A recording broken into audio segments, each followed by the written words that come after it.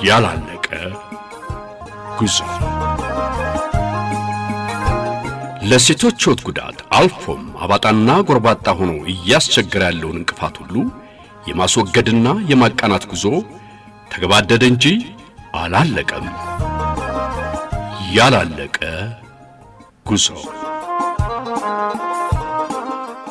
ፖፑሌሽን ሚዲያ ሴንተር ኢትዮጵያ ከተባበሩት መንግስታት ስነ ህዝብ ፈንድ UNFP ጋር በመተባበር በፋና ሰላ FM 90 ዘወትር እሁድ ከ11 ሰዓት ተኩል እስከ 12 ሰዓት ይህንን ዝግጅት ያቀርባል።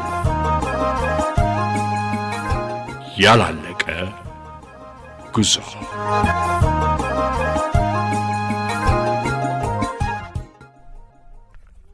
ይወቅሰናል። ቃልም አይደለም በቃሉም የተጻፈ ነገርም አይደለም። የወንድ ነው እንጂ የሴቶች አልተጻፈም። ስለዚህ ይሄ መቅረት አለበት ብለን በትምህርት ቤትም ቢሆን በሃይማኖት ደረጃም ይሄን ይፋ አድርገን እየተናገርን ነው። እኛ እንግዲህ እንደ መጽሐፍ ቅዱስ የሴት ልጅ ግርዛት መጽሐፍ ቅዱስ አይደለም፣ አስተምሮም አይፈቅድም። አስተምሮ ደግሞ የማይፈቅደው ነገር ምእመናኑ ወይም ማህበረሰቡ ማድረግ ኃጢአት እንደሆነ እግዚአብሔር ሲፈጥር ወንድንም ሴትንም ሙሉ አድርጎ ነው የፈጠረ። ገላችን፣ አካላታችን፣ እያንዳንዱ ብልታችን እግዚአብሔር ጥቅም ስላለው ስራ ስላለው የፈጠረውን አካል ባህልን ተንተርሶ ይህንን እግዚአብሔር የፈጠረውን አካል ማጉደል ኃጢአትም በእግዚአብሔር ዘንድ ኃጢአትም ነው፣ በሕግ ዘንድ ደግሞ ወንጀልም ነው ብለን እናስተምራለን። ሰው የተፈጠረው በእግዚአብሔር ዓላማ ነው የተፈጠረው፣ ለእግዚአብሔር ነው የተፈጠረው፣ በእግዚአብሔር እጅ ነው የተፈጠረ ነው። ስለዚህ እግዚአብሔር ሲፈጥር ራሱ በአካላችን ያንን ፈርቱን ቆርጠን እንድንጥል አይደለም። ከእግዚአብሔር በተቀበልን ነገር ሁሉ ተጠያቂዎች ነን። እኛ የራሳችን አይደለንም። ሰውነታችንም ግማሽ ፈርቱን ቆርጠን ሲፈልግ መጣል፣ ግማሹን ደግሞ መንከባከብ አንችልም።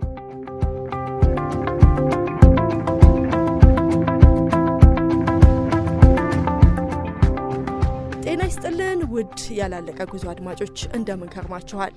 የዛሬውን ዝግጅታችንን ቀደም ብላችሁ በሰማችኋቸው ቅንጭብጫቢ ድምጾች ጀምሬያለሁ። አድማጮች በዛሬ ዝግጅታችን ሃይማኖትና የሴት ልጅ ግርዛት እንዴት ይገናኛሉ ወይስ አይገናኙም የሚለውን ርዕሰ ጉዳይ ከሃይማኖት አባቶች ጋር ተወያይተናል። በኢሳራ ባሊ ቀበሌ ያገኘኋቸው 3 የሃይማኖት አባቶች ስለዚህ ጉዳይ ከኔ ጋር ተወያይተዋል። ከዝግጅቱ ብዙ እንደምታገኙ እርግጠኞች ነን። አብሬያችሁ የምቆየው መልካም ሰው ሰለሞን ነኝ። እናንተም አብራችሁን ቆዩ።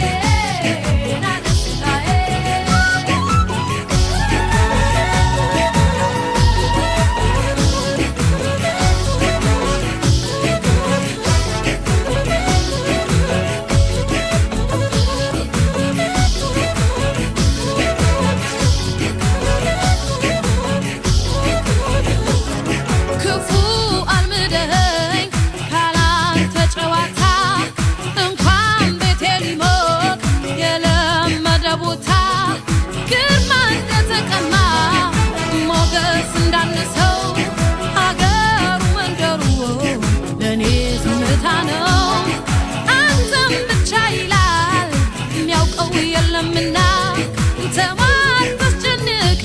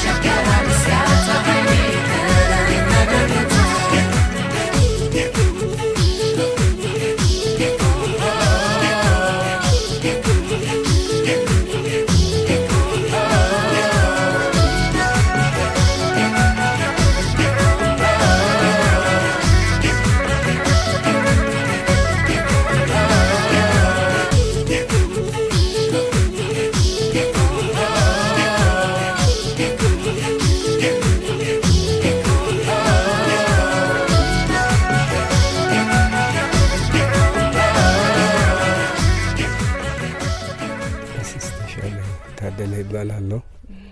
በኢትዮጵያ ኦርቶዶክስ ተዋሕዶ ቤተ ክርስቲያን በዳውሮ ሀገረ ስብከት የኢሰራ ወረዳ ቤተ ክህነት የባለ ደብረ ምሕረት ቅዱስ ሚካኤልና ቅድስት አርሴማ ሁለቱ አንድነት ቤተ ክርስቲያን አስተዳዳሪ ነኝ። እሺ ቀሲስ አመሰግናለሁ እንግዲህ ስለሆነ በእንግዲህ በኢሰራም እንዳጠቃላይ በአጠቃላይ ደግሞ በዳውሮ አካባቢ ሁለት ችግሮች አሉ። ከሴቶችና ልጃገረዶች ጋር በተያያዘ ጎጂ ልማዳዊ ድርጊቶች አሉ። እነሱን እንግዲህ በተቀናጀ ሁኔታ ሁሉም እየተረባረበ አሁን ያለ እድሜ ጋብቻ እየቀረ ነው፣ ብዙም የለም ብለውኛል። ሁሉም ግን የግርዛቱ ነገር ባህል ነው፣ ስር የሰደደ ነውና አሁንም አለ እየተባለ ነው። እናንተ አሁን እንደ ቤተ ክርስቲያኗ ምን በመስራት ላይ ትገኛላችሁ ይህን ነገር ለማጥፋት? እኛ እንግዲህ እንደ መጽሐፍ ቅዱስ የሴት ልጅ ግርዛት መጽሐፍ ቅዱሳዊ አይደለም፣ አስተምሮም አይፈቅድም። አስተምሮ ደግሞ የማይፈቅደው ነገር ምእመናኑ ወይም ማህበረሰቡ ማድረግ ኃጢአት እንደሆነ እግዚአብሔር ሲፈጥር ወንድንም ሴትንም ሙሉ አድርጎ ነው የፈጠረ። ገላችን፣ አካላታችን፣ እያንዳንዱ ብልታችን እግዚአብሔር ጥቅም ስላለው ስራ ስላለው የፈጠረውን አካል ባህልን ተንተርሶ ይህንን እግዚአብሔር የፈጠረውን አካል ማጉደል ኃጢአትም በእግዚአብሔር ዘንድ ኃጢአትም ነው፣ በሕግ ዘንድ ደግሞ ወንጀልም ነው ብለን እናስተምራለን። አሁን እንደዚህ አይነት ትምህርቶችን በምን አይነት ጊዜ ነው የምታስተምሩት? ምክንያቱም የቤተ ክርስቲያኗ መርሃ ግብር አለ፣ የሃይማኖቱ ስብከቶች አሉ። በምን አይነት ጊዜ ላይ ትጠቀማላችሁ እነዚህን አይነት ሀሳቦችን ለመግለጽ? እንግዲህ ህዝቡ ለአምልኮ የሚሰባሰብበት ጊዜ ላይ ዕለተ ሰንበት ላይ በተለያዩ መንፈሳዊ ጉባኤያት ላይ እናስተምራለን። አሁን ይሄ ስንጠላ በወሰድን ወቅቶች ላይ የተማርነውን ያክል ለእኛ የገባነውን ያክል ደግሞ ለሚመናኑ ግንዛቤ እንፈጥራለን። አሁን እርስዎ ሰልጥነዋል፣ የተለያዩ ስልጠናዎች ወስደዋል። ይህንን ስልጣኔስ በሌሎች አባቶች ዘንድ እንዲደርስ ጥረት አድርገዋል? እናደርጋለን። ያው አባቶች አሉ ለሚመናኑ በሚሰጥ ትምህርት ላይ ቤተ ክርስቲያን ላይ እንግዲህ ያለ አባቶች ሃይማኖታዊ ስርዓት መፈጸም አይቻልም። ቅዳሴ አለ፣ ማህሌት አለ። ንግስ ላይ አባቶች የማይገኙበት ጉባኤ ወይም አገልግሎት ስለሌለ እነሱም በሚገኙበት ቦታ ሁሉም ባሉበት ማህበረ ምእመናን ማህበረ ካህናት ባሉበት ቦታ ላይ ስለሚሰጥ ያው አባቶችም በዚህ አጋጣሚ ያለውን ግንዛቤ ይወስዳሉ። ምክንያቱም እናንተ ከቤተሰብ ጋር በጣም ቅርብ ግንኙነት አላችሁ። ከማንኛውም ማህበረሰብ ይልቅ አባቶች ከቤተሰብ አይደል ከአንድ ክርስቲያን ቤተሰብ ጋር ግንኙነት አላችሁና በቤተሰብ ደረጃ እንደ ነፍስ አባትነት ለነፍስ ልጆቻችሁ ሲወልዱ ለምሳሌ እንደነዚህ አይነት ነገሮችን ለእናቶች በተለይ ታስረዳላችሁ? እናስረዳለን። እንግዲህ ከንሳ ልጆቻችን ጋር የቅርብ ግንኙነት አለን። ቤቶቻቸውን ጸሎት እናደርጋለን፣ ጸበል እንረጫለን፣ ሃይማኖታዊ ትምህርት አስተምሮ እንሰጣለን። በዚሁ አጋጣሚ ደግሞ ልጅ ከወለዱ ያን ልጅ መጽሐፍ ቅዱሳዊ አይደለም ማስገረዝ፣ እግዚአብሔር አልፈቀደም። እግዚአብሔር ያልፈቀደውን ነገር ማድረግ በእሱ ዘንድ ያስጠይቃል የሚለውን ትምህርት ስለምንግባባ በግልጽ ነው የምንነጋገረው፣ የምናስተምረው ያለምንም እንትን ተጽዕኖ እናስተምራለን። ፍሪ ሆነ በነጻነት እናስተምራለን። አሁን እርስዎ ከልጆቹ መካከል በእርስዎ ምክር ያላስገረዘች እናት ወይም ቤተሰብ ይኖራል? እንግዲህ ይኖራል። አመሰግናለሁ ቀሲስ። እሺ አመሰግናለሁ። ስሜ አደተው ሻመና ይባላለሁ። ሸዋ ሃይማኖት መሪ ነኝ፣ ባህል ሃይማኖት መሪ ነኝ። ከተወሰነ ቀን አመት ምህረት ጀምሮ ሰዎች ትምህርት እየወሰዱ ነው። እንደ ድሮ አይደለም። ድሮ ጊዜ እንግዲህ እንደ ባህል እንደ ወግ ሴት ልጆች ካልተገረዙ እቃ ያሰብራሉ። ደግሞ የሆነ ሽታቸውም የተለየ ነው፣ ኃይለኛ ሱስም አላቸው ብሎ ሰው እንደ ጎጂ ባህል እንደ ወግ የያዘ ነገር ሁሉ እንደ ድሮ አይደለም። አሁን እየተቀረፈ ነው። ትንሽ በትንሽ ሙሉ በሙሉ ቀርቷል ለማለት አይቻልም። እንግዲህ አሁን እንደ ድሮ አይደለም። ከመቶ ወደ 60% ወደ 70% የሚሆነውን ሰው ተቀብሏል ለማለት ይችላል።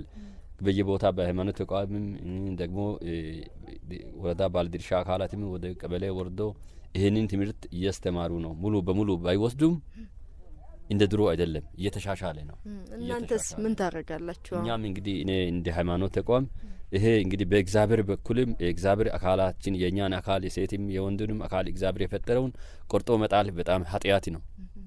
ይሄንን ኃጢአት እኛ ከአባቶች ከቅድመ አባቶች የወሰድነው ነገር የእግዚአብሔርን ቃል ተከትለን የእግዚአብሔር ቃል ለብሰን ይሄንን ለወደፊቱ እየቀረን እየተወን እንሄዳለን። ይሄንን አታደርጉ። ደግሞ እግዚአብሔር ለኛ እንግዲህ ይወቅሰናል። ቃልም አይደለም በቃሉም የተጻፈ ነገርም አይደለም። የወንድ ነው እንጂ የሴቶች አልተጻፈም። ስለዚህ ይሄ መቅረት አለበት ብለን በትምህርት ቤትም ቢሆን በሃይማኖት ደረጃም ይሄንን ይፋ አድርገን እየተናገርን ነው። እናንተ ጋር ማህበረሰብ አካላት ይመጣሉ? አዎ ይመጣል፣ በኃይል በብዛት ይመጣሉ። ይሄንን አታደርጉ፣ እግዚአብሔር በእኛ ላይ በዚህ ላይ ይወቅሰናል። ይሄ እግዚአብሔር እኛን አካል አስተካክሎ የፈጠረውን አካል እኛ ቆርጠን ጥለን ደግሞ ጠባሳ አድርገን ማድረጉ በእግዚአብሔር በኩል እኛን ያስወቅሰናል። ደግሞ ልጃችንም እንደዚህ ስትደርጋ በወለድ ሰዓት በጣም ትጨነቃለች። ይሄ ደግሞ አገባብ አይደለም ብለን ስልጠና ትምህርት እንሰጣለን። በፊት ግን እናንተ እንደ ባህላዊ ሃይማኖት መሪነታችሁ የሴት ልጅ ግርዛትን ታበረታቱ ነበረ ድሮ? ድሮ እንግዲህ በአባቶች ጊዜ ይሄ ትምህርት የለውም። ይሄ ትምህርት እንደዚህ ሴቶችን አታደርጉ ምናምን ብሎ የሚደረግ ትምህርት በድሮ ጊዜ የለም። አሁን ትምህርት ከተሰጠበት ቀን ጀምሮ እኛም ወደ ኋላ ስናስበው ጥቅሙንና ጎጂውን አይተናል። ስለዚህ የሚጎዳ ጉዳተኛ ስለሆነ ይሄንን ለመቅረፍ ለወደፊቱም እንግዲህ እኔም ሌሎችም ትምህርት የሚወስዱትም እንደሚጥሉ በቀጣይ ትውልድ እንደሚጠፋ ይተማመናለሁ። እንደሚቀር ይተማመናለሁ እንጂ እናንተ አሁን እንደ ባህላዊ ሃይማኖተኛነታችሁ እንደ በፊቱ አትመክሩም ማለት? አንመክርም። ይሄን የእግዚአብሔር ቁጣ በእኛ ላይ ከመምጣቱ በፊት ይሄ አይፈቀድም እንተው ብለን ትምህርት እንሰጣለን። አሁን ድሮ ሰዎች እንግዲህ ልጃገረዶችንም በቤተሰባቸው ትውውቅ እሷም ልጁንም ያገባውን ልጅ አታውቅም፣ እሱም ደግሞ ልጅቷን አያውቅም። የአባትየውና አባትየው አስተካክለው በመግቢያ ሰዓት በጋብቻ ሰዓት ነው የሚተዋወቁት። አሁን ያ ቀርቷል። አሁን ያ ቀርቶ ልጆች ማንኛውም ቢሆን በገበያም ይሁን በለቅሶ ቦታም ይሁን በትምህርት ቤትም ይሁን በሃይማኖት ተቋምም ይሁን አንዱን አይተው ተነጋግረው እኔ አንቺ አገባለሁ እኔም አንተን እገባለሁ ብላ በስምምነት ይጋባሉ። በድሮ ጊዜ ግን አለ። አሁን ግን ቀርቷል ያ ነገር። ልጆች ግርዛትም ከአባት ጀምሮ ብዙ ሰዎች ይሰባሰባሉ። እንደዛው እግዚአብሔር ቃል ይሰበካል፣ ትምህርት ይሰጣል። እንደዛው እንግዲህ ብዙ ናቸው ሰዎች የሚሰባስቡት። በየአመቱ ደግሞ አመት በዓል ይከበራል። መቼ ጊዜ? አሁን ጦም ይያዘው በአንድ ቦታ ጦም ይያዛል። ከዚህ ቦታ ሰዎች ይሰባሰባሉ። ፋሲካ ጾም በአንድ ቦታ ነው የሚያዘው። በአንድ ላይ ተሰባስበው ድሃም ሀብታሙ ሳይል በአንድ ቦታ ይሰባሰባል። ብሬ እስከ 5-4 ይታረዳል። ቁርጥ ህፃን አቅፋ የመጣችውም ሽማግሌም አዛውንትም እኩል ይካፈላል። በዛ ቦታ ይበላሉ፣ ይመረቃሉ። በመጪው አመት በሰላም ያደርሰን ብለው ይለያያሉ። በየአመቱ አንድ አመት አዎ፣ እንጂ ሌላ ጊዜ አይሰበሰብም። ሌላ ጊዜ በየሳምንቱ ይሰባሰባሉ። ለቃል ለመስባት፣ ለአንዳንድ ነገር ጸሎት ለማድረግ፣ ለበሽታ ፈውስ ምናምን። አመሰግናለሁ በጣም። እሺ፣ እኔ ወንጌላዊ ታረቀኝ በዙላ ይባላለሁ። የአገልጋዮች ወይም የወንጌላውያን አስተባባሪ ነኝ። የሃይማኖት አባት ተወካይ ነኝ። እሺ፣ አሁን እንግዲህ በዚህ አካባቢ በተለይ አሁንም ሁሉም እያነሱ ያሉት ያለ እድሜ ጋብቻ እየቀረ ያለ ነገር ነው። ግን ግርዛት ሊቀር አልቻለም እያሉ ነው። እና በሱ ላይ ምን እየሰራችሁ ነው በእናንተ ቤተ ክርስቲያን ወይም ደግሞ እንደ ሃይማኖት አባት? ሴት ልጅ ግርዛትን ባይብሊካል ወይም መጽሐፍ ቅዱሳዊ አይደለም፣ ያንን እያስተማረን እንገኛለን። ምክንያቱም እሱ ጎጂ ባይል ሆኖ የማይጠቅም እንግዲህ ባይል ብዙ አይነት ባይል አለ። የሚጠቅም ባይል አለ፣ የማይጠቅም ባይል አለና የሚጠቅም ባይልና የማይጠቅም ባይል አለና ይሄ የማይጠቅም ጎጂ ባይል ነው፣ የሚጎዳ ባይል ነው። ያንን እያስተማረን እንገኛለን። ባይብሊካል አይደለም ወይም መጽሐፍ ቅዱሳዊ አይደለም። የወንድ ልጅ በመጽሐፍ ቅዱስ ላይ ምስናይ ወንዶች እንዲገረዙ ነው እንጂ ሴቶች የተገረዙበት ቦታንም አይነግርም። እና እኛ ደግሞ ስናስተምር መጽሐፍ ቅዱስ ዝም ያለበት ቦታ ዝም ማለት ነው፣ ያወራበት ቦታ ማውራት ነው። ሞር አንደርላይን አድርጎ አበክሮ ኤክስፕላይን አድርጎ ኢንተርፕሬት አድርጎ ያወራውን እኛም በዛ ልክ ማውራት አለበት። ስለ ሴት ልጅ ግርዛትን ዝም ብሏል መጽሐፍ ቅዱስ፣ ዝም ብሏል። ደግሞ እንዲገርዙም አይፈቅድም። ዝም ስለ ራሱን የቻለ ዓላማ አለ እና እኛ በእግዚአብሔር አምሳል የተፈጠርነን የእግዚአብሔር ቃል እንደሚናገረው እስከ 6ኛ ቀን ድረስ ፍጥረታትን ሁሉ እግዚአብሔር ሁን እያለ ምድርንም ሁን እያለ ሰማይን ሁን እያለ ሌሎችንም ፍጥረታትን ሁን እያለ ወይም ይሁን እያለ በሁለትና በሶስት ፊደላት ነው የፈጠረው። ሰው ልጅን ግን በ6ኛ ቀን ላይ በመለካችን በአምሳላችን እንፍጠር ብሎ እግዚአብሔር አብ ወልድ እና መንፈስ ቅዱስ ሰው ልጅን በራሱ አምሳል አድርጎ የሰራበት የእግዚአብሔር ቃል እንደሚነግረን ሰውንም ከምድር አፈር አበጀውና ከአፉም እስትንፋስ ይፋለበት ይላል። ስለዚህ ሰው የተፈጠረው በእግዚአብሔር ዓላማ ነው የተፈጠረው፣ ለእግዚአብሔር ነው የተፈጠረው፣ በእግዚአብሔር እጅ ነው የተፈጠር ነው። ስለዚህ እግዚአብሔር ሲፈጥር ራሱ በአካላችን ያንን ፈርቱን ቆርጠን እንድንጥል አይደለም። ከእግዚአብሔር በተቀበልን ነገር ሁሉ ተጠያቂዎች ነን። እኛ የራሳችን አይደለንም። ሰውነታችንም ግማሽ ፈርቱን ቆርጠን ሲፈልግ መጣል፣ ግማሹን ደግሞ መንከባከብ አንችልም እና ሁሉንም በእንክብካቤ በአገባቡ እንድንያዝ በሀደራ መልክ እግዚአብሔር ለእኛ የሰጠው ስለሆነ ያንን በእንክብካቤ መያዝ አለብን በሚለው እያስተማረን እንገኛለን። እንደው አትኩራችሁ የምትሰሩበት የህብረተሰብ ክፍል አለ ስትሰሩ ነው ወይ ሁሉም የሚመጡትን ወደ ቤተ ክርስቲያናችሁ የሚመጡትን ነው የምታስተምሩት ወይስ ከፋፍላችሁ ነው?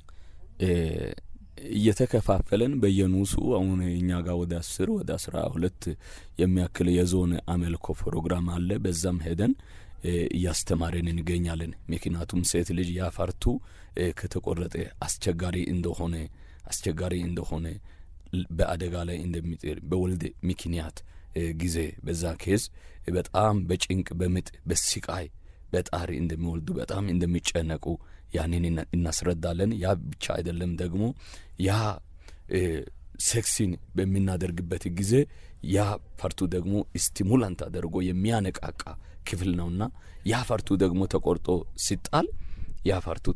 ሲጣል የሴት ልጅ ሴክስ ፍላጎቱ ፊሊንጓ በጣም የወረደ ይሆናል። አሁን ብዙ ሰዎች ሚፋቱ በትዳር ዓለም ላይ እያሉ ሚፋቱ በዛ ኬዝ ስለሆነ ፍቺን ደግሞ የሰራዊት ጌታ እግዚአብሔር ይጠላል ይላል።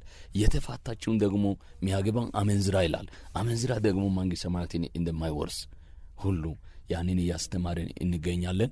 ያፈርቱ እግዚአብሔር ሲፈጥር ራሱ በዓላማ እንደፈጠረ አልተሳሰተም። በስራው ሁሉ ልክ እንደሆነ ቃሉም እንደሚናገረው እግዚአብሔር በስራው ጻድቅ እንደሆነ ልክ እንደሆነ ቃሉ ይናገራል። ሁሉ በርሱ ሁሉ ለርሱ ሁሉ ከርሱ እንደሆነ ያኔ ይናገራልና ያንን እያስተማረን እንገኛለን። ስንት ጊዜ ማለት በሌሎች ፕሮግራሞቻችሁ መሀል ነው የምታስተላልፉት? አዎ፣ ምክንያቱም አሁን እኛ ጋር የሰዎች ምክንያቱም እኛ አሁን የምናገለግለው ራሱን የቻለ በዓላማ ነው። ሰዎችን ወደ እግዚአብሔር መንግስት ማምጣት የመጡትን በማስተማር በመትከል ያንን በማጠጣት ያንን እያነጸን እንገኛለንና በዛ መካከል ደግሞ አስገብተን እናስተምራለን። ምክንያቱም ዋናው የኛ ዓላማ አለና በዛ መካከል ይሄም ደግሞ በዚህ ዳይሬክሽን ላይም ህዝቡን ብናገለግል ለነገ ህዝቡ ቢቆም ጸንቶ ቢቆም ፕራማ እንዲሆን ያንን ይሄ የሚጠቅም የማይጠቅም ባይሉን ትቶ የሚጠቅም ባይል ውስጥ እንዲገቡ ያንን እያስተማረን እንገኛለን። እሺ፣ በጣም አመሰግናለሁ። አድማጮች፣ እንግዲህ ከሶስቱም የሃይማኖት አባቶች እንደሰማችሁት የሴት ልጅ ግርዛት በየትኛውም ሃይማኖት የተፈቀደ እንዳልሆነና እንደውም ከሃይማኖት ስርዓት ያፈነገጠ ድርጊት መሆኑን ነግረውናል።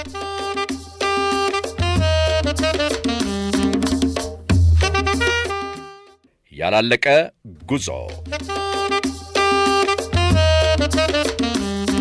አድማጮች፣ ፕሮግራማችን እንደቀጠለ ነው። ቀጣዩ የንጋት ህልም የድራማ ጊዜ ይሆናል። 5ኛውን የድራማውን ክፍል ተከታተሉን።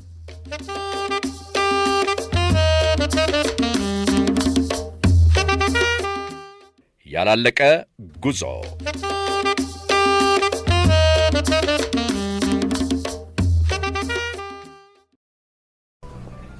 ገሊላ አጉል ሰዓት ነው የመጣሽው። የምን አጉል ሰዓት እንዴ? ምሳ ሰዓት ነው። ተመጋቢውን ላስተናግድ አንቺን አብሬ አስተናግዳለሁ። አረ ምን በወጣሽ። ነይ ወደ ቢሮ እንግባ። የለ ነው። አንተ ስራህን ስራ፣ እኔ ቢሮ ልሁንና አስተናጋጆቹ የማንን ጎፈር ያበጥራሉ? በይ ቅደሚኝ እንግባ። ግቢና ተቀመጪ። መጣሁ።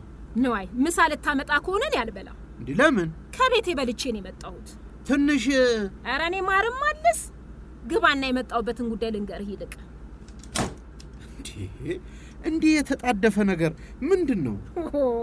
ምሳ አልበላም ስላልኩ ነው ይሄ ሁሉ ነገር። ምን ልበል ታዲያ? እንዴ ሰውየው ትላንት መጥቶ ነበር። ሰውየው አስናቀ ነዋ። ምን አለ? ለሚቀጥለው ሳምንት ተዘጋጁ ብሏል። ሽማግሌ ሊልክ ነው። ለሚቀጥለው ሳምንት ይሁን፣ ግን ከዛ በፊት መነጋገር የለብንም? ነው አንተ ለምን ተጨነክበት? ቢያንስ የዘንድሮ የትምህርት ዓመት እስቲጠናቀቅ ቢጠብቅ። የዘንድሮ ዓመት ተጠናቀቀ አልተጠናቀቀ ዋናው አግብታ ከዚህ ትሂድ። ትምህርቷን ስለምትወድ ቢያንስ ነዋይ በዚህ ጉዳይ ፊት አትስጣት።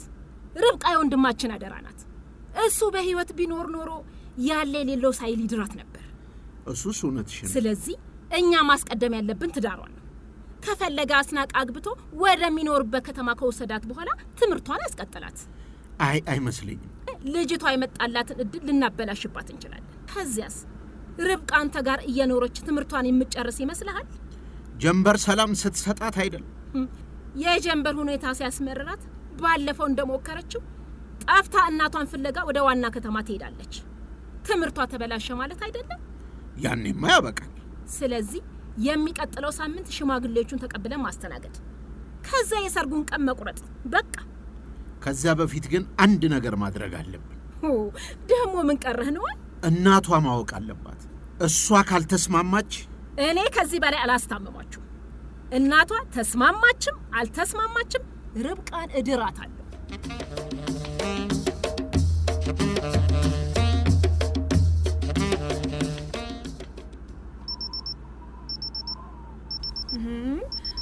ርብቃ እዚህ ልንሆን ነው እንዴ ዛሬ? ሳይለችሽ? ነፋሱ እኮ ጆሮዬን አደነቆረኝ። ከፍታ ቦታ ላይ ስላለን እኮ ነው። እኮ ወደ ታች እንውረዳ። እሴት ጋሽ ረታ ወደዚህ ያመጣል። ለምን እንደሆነ ረሳሽው እንዴ? አዎ ረሳሁት። አስታውሺ።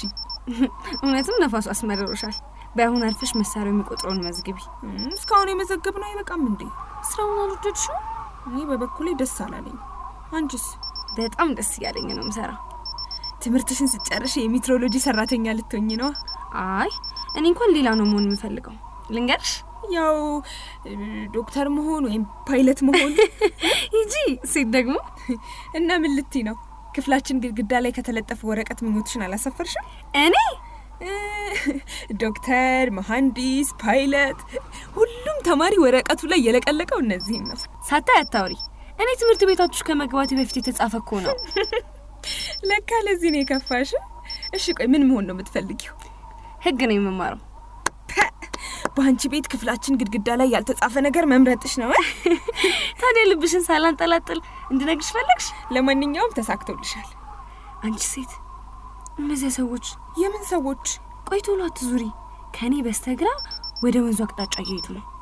እንዴ ምን አስፈራሽ? መንገደኞች እኮ ናቸው። ወደኛ እያዩ ነበር እኮ። ታያቸው ምን ያመጣሉ? በይሽ ወደ ስራችን እንመለስ። ጋሽ ረታ እስኪ ምን አደከመሽ?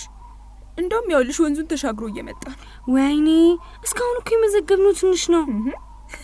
እኔና አንቺ እኮ ለልምምድ ያህል ነው የምንሰራው። ትምህርት ቤት ሲከፈት እዚህ እንደማንገኝ ታውቂያለሽ። ቢሆንም የታዘዝነውን ሰርተን ማሳየት አለብን። እሺ በቃ ጋሽ ረታኛ ጋር እስኪደርስ የቻልሽውን መዝግቢ።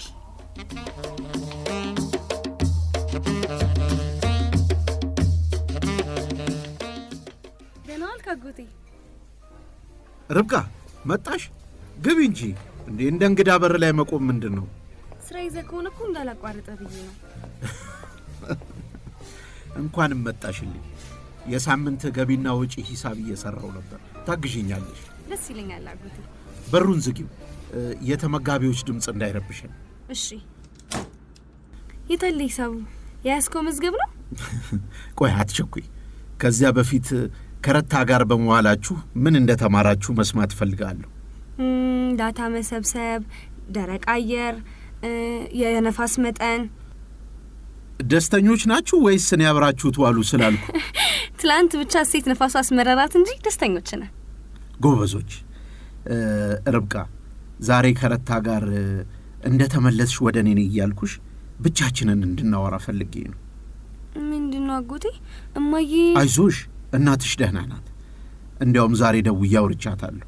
ደህና ናት? እኔ እኮ በጣም ናፍቃኛለች። ደህና ናት። በቅርቡ ወደዚህ ትመጣለች። እዚህ ልትኖር ነው? አይ ለ2 ቀን ብቻ ነው። ለ2 ቀን? እናትሽ የምትመጣው ላንቺ ጉዳይ ነው። ለኔ ጉዳይ? ምንድነው መሰለሽ፣ ልንደርሽ ነው። ምን? እኔን? አጎቴ ለምን? ምን አይነት ጥያቄ ነው ርብቃ? ጥሩ ኑሮ ያለው ዋና ከተማ የሚኖር ሰው ዳሩልኝ ብሎ ጠይቋል። አክስትሽ ገሊላ አትንገራት ብላኝ ነበር፣ ግን ማወቅ ስላለብሽ ነው የምነግርሽ። እማዬ ያውቃለች? በጣም ደስ ብሏታል። ከቀናት በኋላ ሽማግሌ ይልካል። ድራማውን የተጫወቱልን ሱራፌል ጸጋዬ እንደ ነዋይ፣ ሰላማዊት ገብረስላሴ እንደ ገሊላ፣ ሳምራዊት ከበደ እንደ ሴት፣ ቃል ኪዳን ሰለሞን እንደ ርብቃ፣ ቅድስት ሲሳይ እንደ ጀንበር፣ እስጢፋኖስ ከበደ እንደ ረታ በመሆን ነበር። እስካሁን አብሬያችሁ የቆየሁት መልካም ሰው ሰለሞን ነበርኩ። የዛሬው ፕሮግራማችን በዚሁ ይጠናቀቃል። በሚቀጥለው ሳምንት በሌላ